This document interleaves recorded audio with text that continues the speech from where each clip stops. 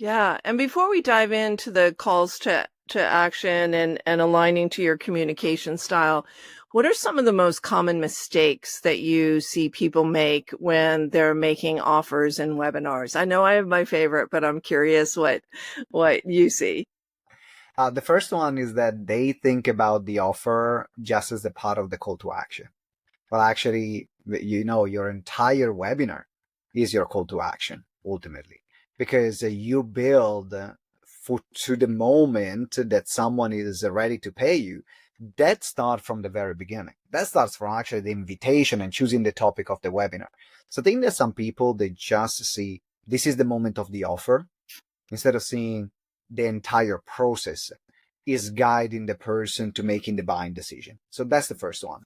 And, I just want to pause there because that's where naivete can come in and really uh, diminish your results because people think, oh, I know what I'm talking about. I know what I'm talking about. I know how to put together a workshop. I know how to put together a talk. But what Simone is talking about is the subtext, is what you haven't been trained in, is that, the sales starts the minute you start opening your mouth to train people. So thank you for sharing that. I just wanted to highlight that there's a system and a process and a framework for delivering a webinar that sells.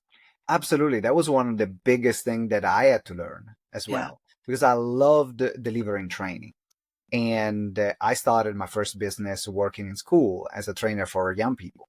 We're teaching communication skills, public speaking skills. We're teaching memory skills, finance skills as a contractor from different companies, and then started running my own training as well. After that, the problem is that when you can deliver a great training, but it's not a great sales presentation. And so the mindset that you're saying, the context is that you're not there to train. You're not there to deliver what they're paying you for. You're Right. there to get someone to get to that point that you can deliver what they are paying you for. And so that's the first part.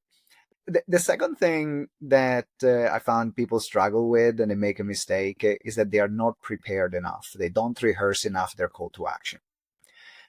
There is some people feel comfortable often in the middle of the presentation because that's the type of content that they are used to talk to their clients about, that they deliver over and over and over again. So they're comfortable, they are confident. And then it comes to that part of the call to action, and then they turn into this, oh my God. It's a full-fledged panic attack.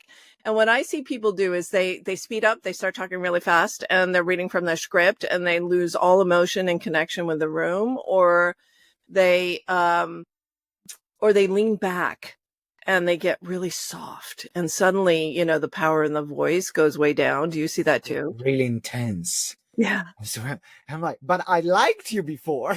Yeah. I really liked you before you started selling to me. And then this other person turned up that Yeah. is not you, is not who you've been throughout the rest of the presentation.